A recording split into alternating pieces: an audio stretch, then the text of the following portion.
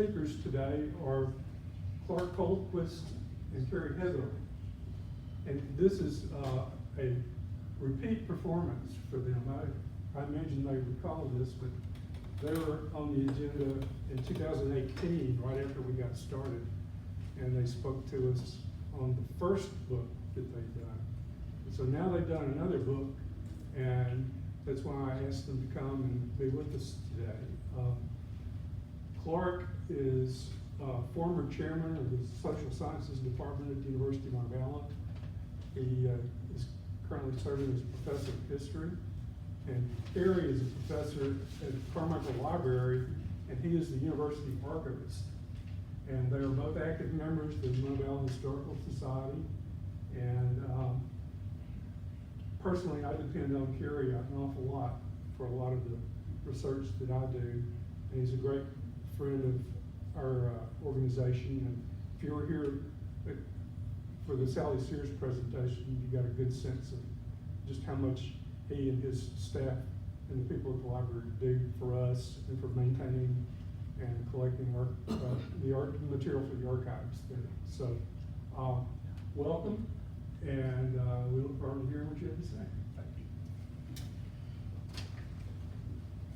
you. And we depend on you guys quite a bit. We'll talk about that in a minute, especially Clay. He's a wonderful resource. So I'm Carey Clark. Thanks for coming out on a stormy day to hear presentation. And also, we did our first book back in 2010, 2011. It came out in 2011, and our publisher contacted us again a couple of years ago to potentially do a variation of that. We had lots of photographs that we wanted to use for the first one. Of course, as an archives, we are professional hoarders, so we had gathered lots of other photographs. Obviously, we know more now than we did a decade plus ago. We have more context than we did a decade plus ago. So we decided to do it. The main difference is the first one we did in about 6 months. This one we took 2 years, right at 2 years to do, because I'm tired. Let Clark get started. And I'll just echo some thanks to you, historical societies.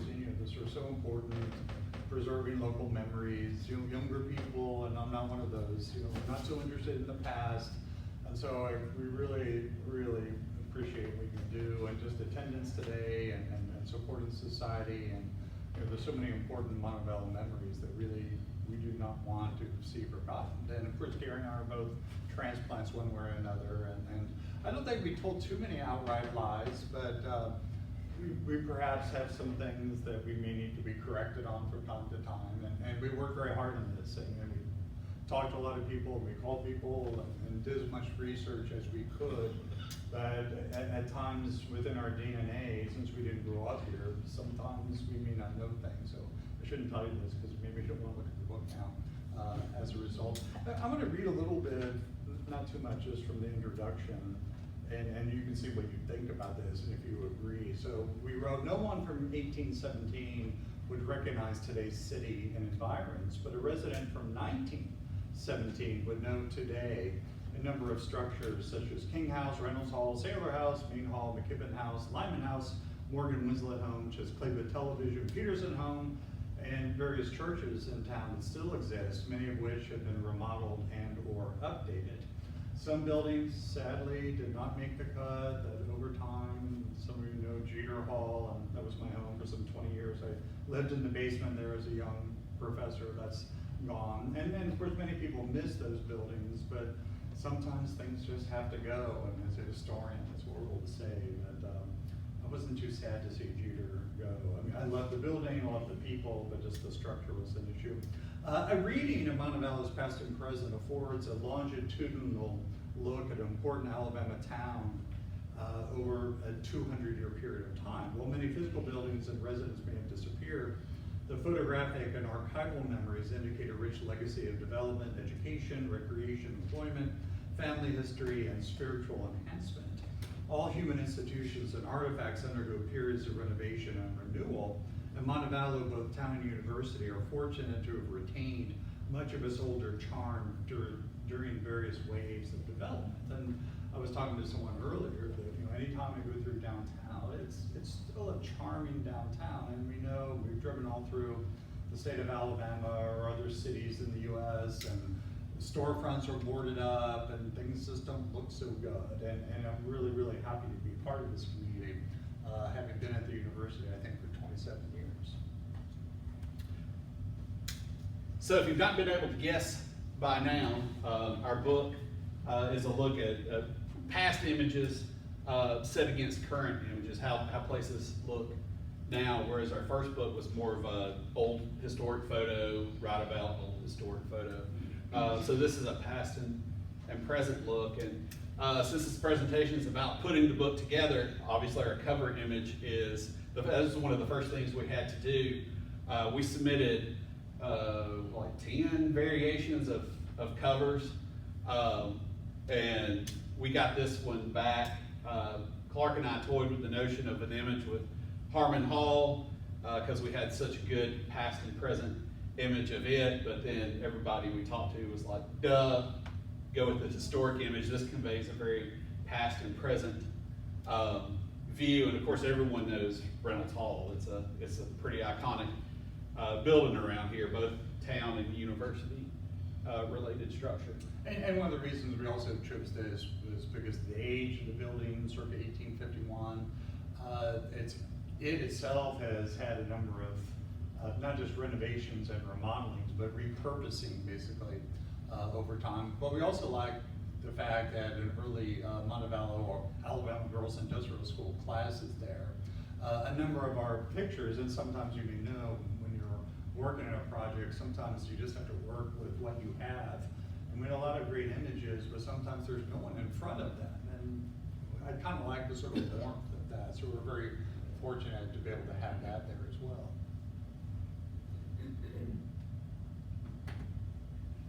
So this is a little bit of our sort of behind the scenes. This is what happens in our brains all the time. We just started making these humongous lists of potential things, locations, buildings, structures, points of interest that we could include in the book, and we slowly, with an eraser, started excising them to come up with what we have in the book. But this is sort of some of the chaos behind the scenes.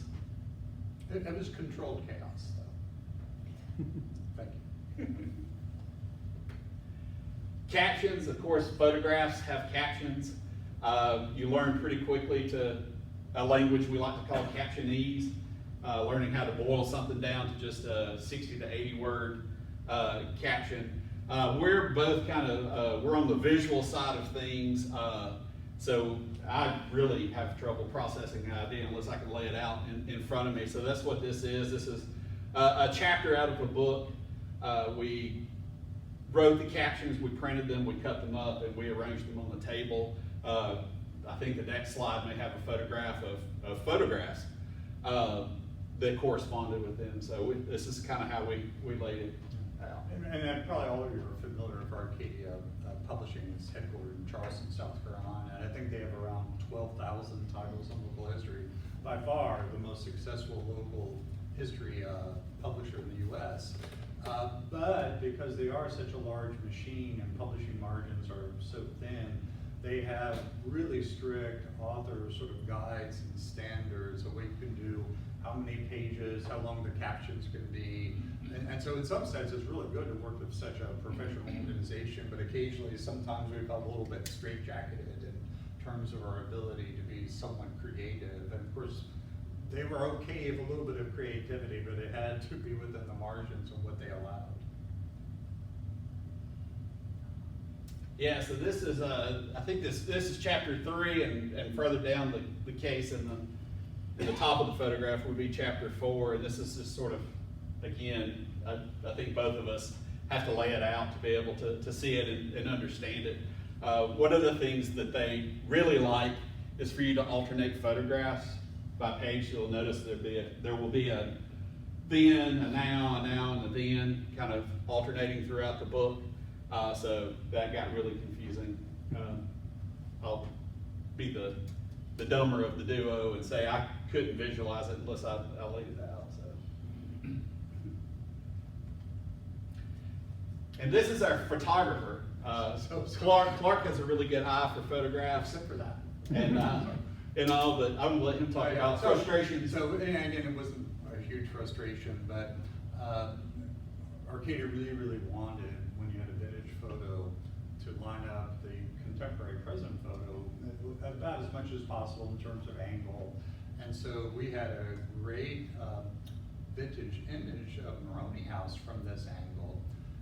However, I perhaps took around 200 mound photos, and I never could line it up very well because of the tree that had grown up since the original photo. It's always going to be blocking the time of the day, and so parts of it would be overexposed, parts of it would be underexposed. And this isn't a good way to show off my photographic skills.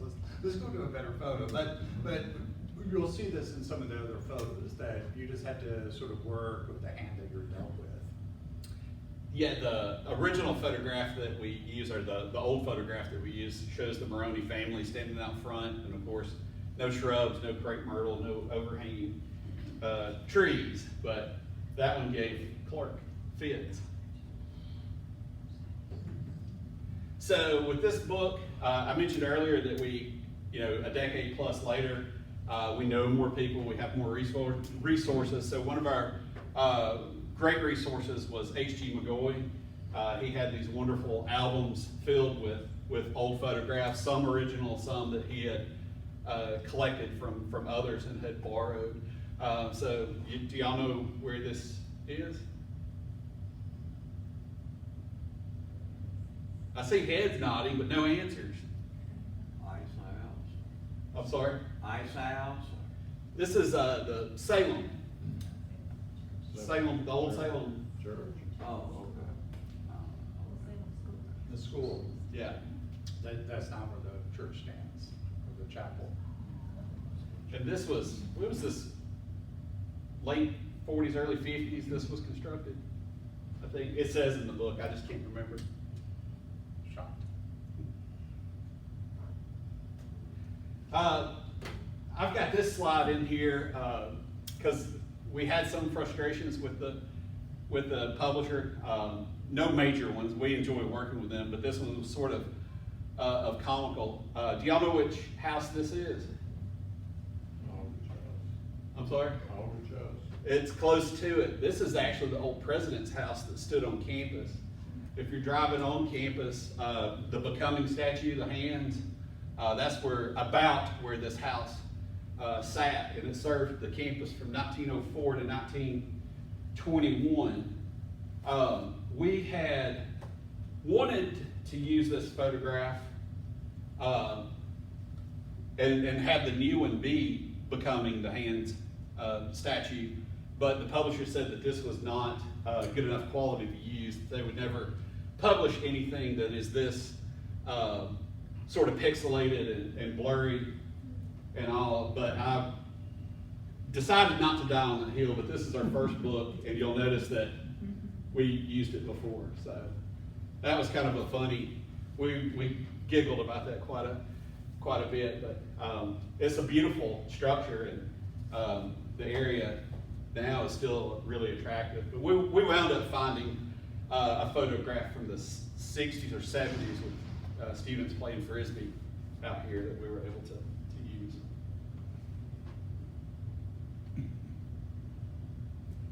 So we had used this in our first book, and when Arcadia approached us, we asked them, and we wanted to be very, very good and follow their rules because we're kind of rule followers. They didn't want too many repeat photos from book number one. They wanted a sense of freshness, and we were fine with that. We didn't want to do the same thing over again. But there are a few photos from the first book we wanted to put back in just because they caught the spirit or a particular era of the town or the university and just felt sort of iconic. So in our first book, we have this labeled as circa 1940, basically downtown, and it's got a dynamic and vibrant, you get a sense of motion of the cars there. Well, was it 5 years ago, or is it Yeah, six? about Five six. years ago, as some of you may recall, Netflix film some location shots for The Devil All the Time, 1 block away from where my office is in Fountain Hall. So I just decided, before this book was even a factor, we had no idea we'd be doing the second one. I just wandered and decided, well, I'll just take a couple photographs of my cell phone of the set. And so I did this.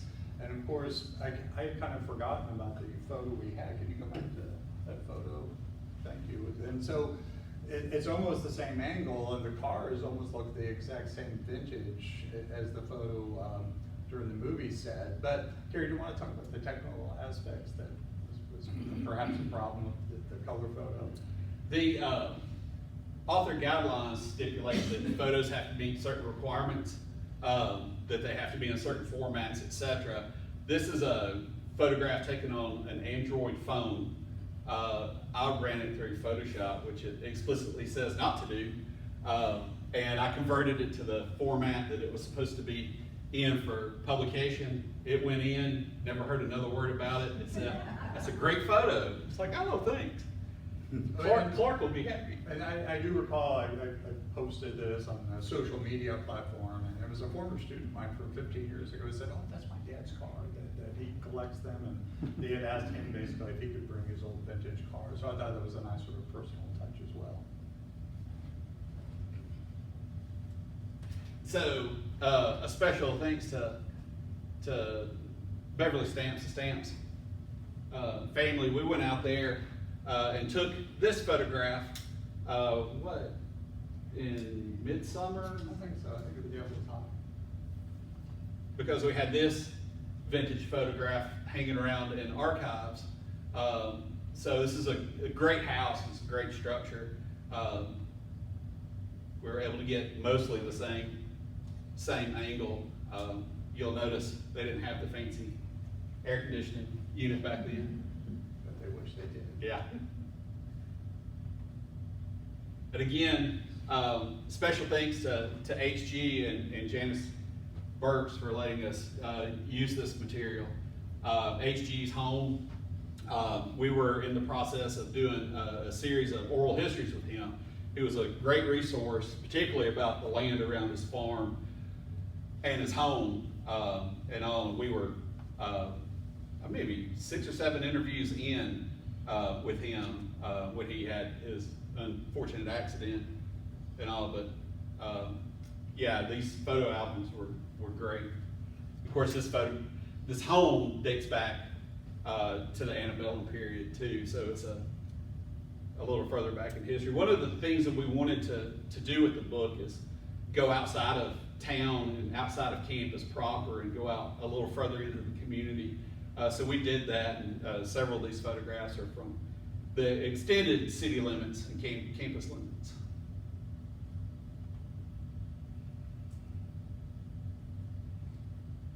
I'll give you a hint, it's the opposite of today. It's not Vermont. Yeah. Yes, I heard that. Right. Yeah. This is a photograph from course catalogs, the old course catalogs with the class listings and the physical descriptions of campus and town and the surrounding areas. Every few pages they have photographs. This is from about 1900, 1904 or so, a course catalog highlighting one of the areas. Of course, it was a little cooler that day than it is today. Or when you went out there. No, I think it was mid-spring, so it wasn't really that hot. And as usual, I did, various photos. I'll stop whining about the difficulty of photography, that during the winter time, it looked a little bit too stark for the photos. We decided to do the spring, have some vegetation, that maybe this had more vegetation than we wanted. So maybe if we do a second edition, we'll get a better photo. We could ask them to cut the trees down next time. That's falling rocks. We used to camp up on the top and the bottom all the time. Gotta be careful if you're camping at the top, if you sleepwalk at night. It's very dangerous. There's been several people that have died on it. It's horrible, because it's so slippery up there too. But probably not as slippery as it was then. But you could get up underneath that concave, and it's a huge area, and you can camp under there. You get up in the morning, you take a shower on them.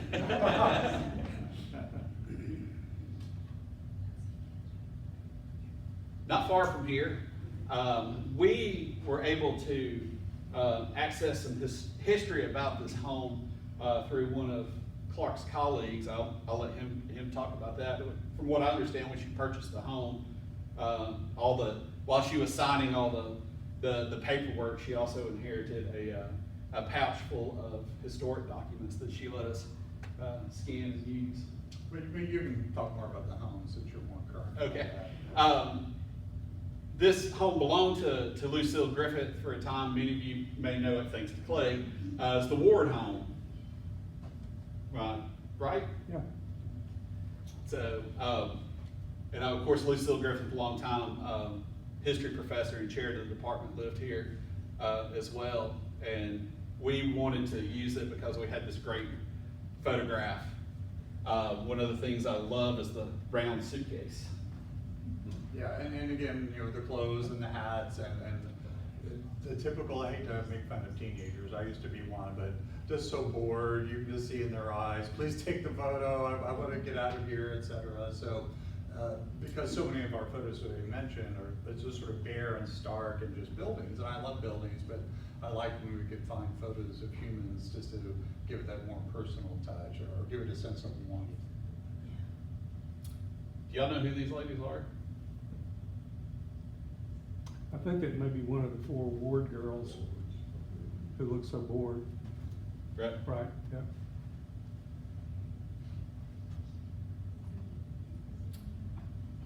This is one we found in some of the Mahler photo albums, or this is actually one Clark took for one that was in one of the Mahler photo albums, working with the Shoal Creek Park Foundation to get those digitized and get those on their website a few years ago, and working with them has been great. But so one of the reasons we wanted to include this is that Montevallo as a town has a broad history in terms of different types of employment, agriculture and coal mining, but timber still, out of any sort of natural resource industry, still is incredibly important in town. So we wanted to, in some sense, honor 180 years basically of timber industry here. And because the industries, corporations, is so hard to do it past and present, because they get sold, they change, they may change the product that they produce, etc. So this was really a good one to show a little bit of industry. And we know when the photo was taken because the car tag is dated 1947. So I'm pretty safe in assuming that was 1947-ish. Or they're driving with expired tags. Oh, yeah. That never happens. Going slightly north, Shoal Creek Park. This photograph is labeled Mahler cousins returning from picking berries, I think. Yeah, so you know, we found the original. Carey was in the master station, University Archives. I was photo boy, basically, so I went out on various expeditions. It was a lot of fun, and I'd not really sadly spent much time in the park. And so maybe about a year and a half ago I went there, and I was just trying to investigate and trying to line up the past and present as well as I could. And as Carey mentioned, they did not want us to alter our photos with Photoshop. We got that one through, but we didn't really try any others. And so the sort of present one, it would have been better if it were a little bit lighter, but I wasn't going to mess with it. Just the time of the day and the sort of reflection of the tree, I said, that's a keeper. And so we ended up using this, and we're really pleased the way how they lined up with likely the same footbridge some 70 years later. Yeah, and of course, I think only one of those remains at the park now. Is that one next to the current bridge? This is sort of a different photo technology. A lot of the photos that we've shown have come from glass plate negatives or have been reproduced in some way. This is from a contact sheet. This is a way to preserve positive images in sort of a tiny format. So that's why the coloring looks a little bit, and again, they didn't want us to run it through Photoshop. So this is not some infernal hellscape. It just looks that way. But Smitherman's drugs.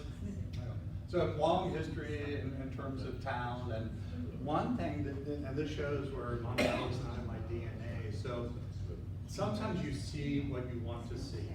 And I think we know that's not a horrible flaw. So when I saw that photo, which is, I thought, the location a block from Fallon Hall, I said, well, I'm gonna take that photo and line it up, and I was so careful of lining up the same angle. I almost was, I was in the street, so a car almost ran me over. Well, someone in this room, I won't say Clay's name, said, and he was very nice, this unidentified person, that's not the same building that Smitherman's had moved, but it has to be the same one. So can we go to the other one now? So we went to Google Street View, and of course, that lines up, so that's looking basically to the park there. Anyway, if you want to add something to that. Oh, I'll just say we did our best to honor the author guide and do past and present of the same location, but sometimes it's not 100%. It's not 100% in any of the books. You have to play with them a little bit. So we do have some angles that are not exact perfect matches, and we do have in this case sort of a replication of the original, but it's not the same location. So. But I like them when we have in the book better instead of Pizza Hut. But that's fine. Sorry if the Pizza Hut owners really shopping center. Any questions? I have one. Yeah. So the first picture you showed that covered the book, you mentioned that Reynolds was built in 1851 circa? Yes.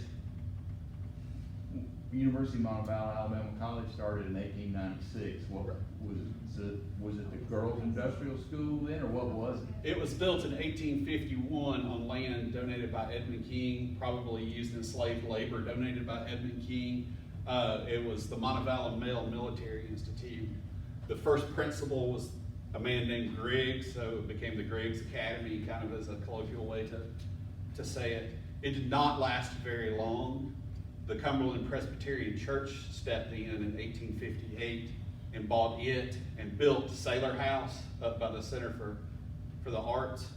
And that was the male and the female wing of the Presbyterian school that kind of lasted but petered out through the Civil War.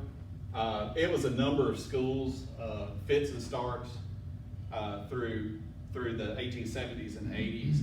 And in 1892, the town started thinking about, since the legislation had passed for the Alabama Girls Industrial School, this might be an enticement to the state. And in 1895, Captain Reynolds was the president of the board, E.S. Lyman was the secretary, and they made the pitch to the state in 1895 using this building as part of the enticement to lure the school here as a physical entity. Any chance all that you just said was in this book? Yeah.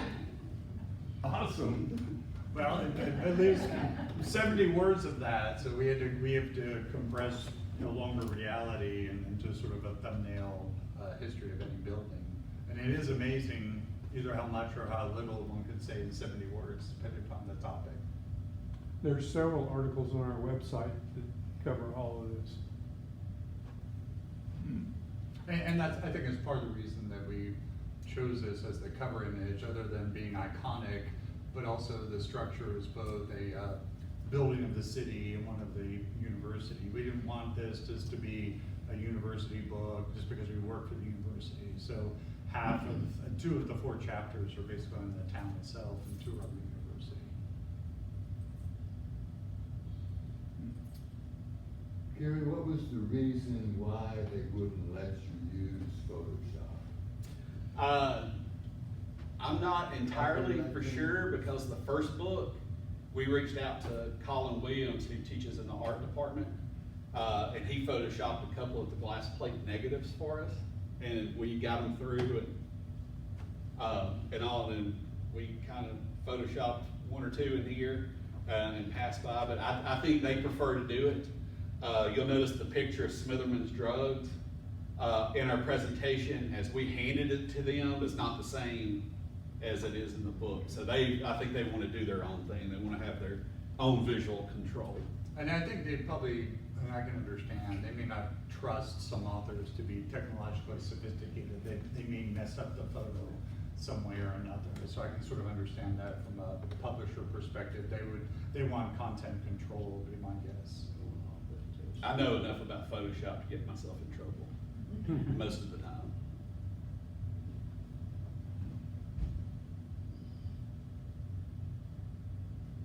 Will there be a third? No, well, I do want to say, I don't know, I mean, they would have to have a different series, because we don't want to be, too repetitive, and so, I don't know, I would enjoy it, and I don't want to compliment him too much, but Carey was a lot of fun to work with, and first book, we actually had a really tight timeline, it was 6 months, and for various reasons, we were able to negotiate a sort of 2-year to complete this, because we were just busy doing other things at that time, sort of late pandemic, and I was chair, and so maybe just once a week, we would carve out 3 or 4 hours.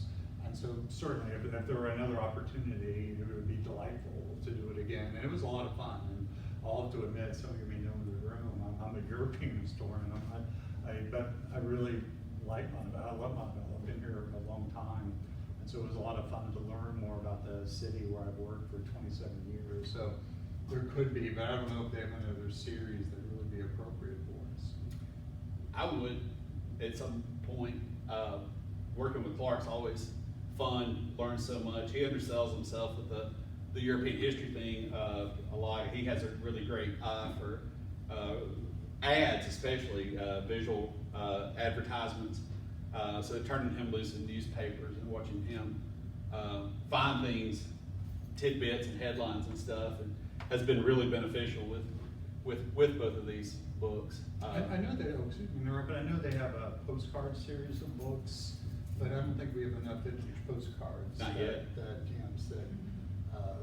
That I would guess they would need about 120 in terms of the number, and maybe 40 or 50, and that's a lot less than 120. Yeah. Have you done any research into the Indians in the area before white people settled here?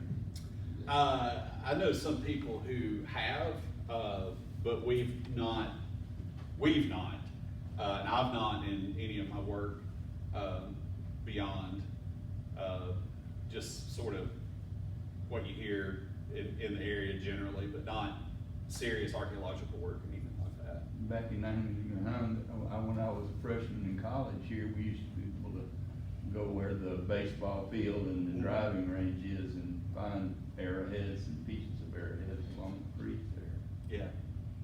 I know there are several spots. I know this area was very rich in Native American settlements, but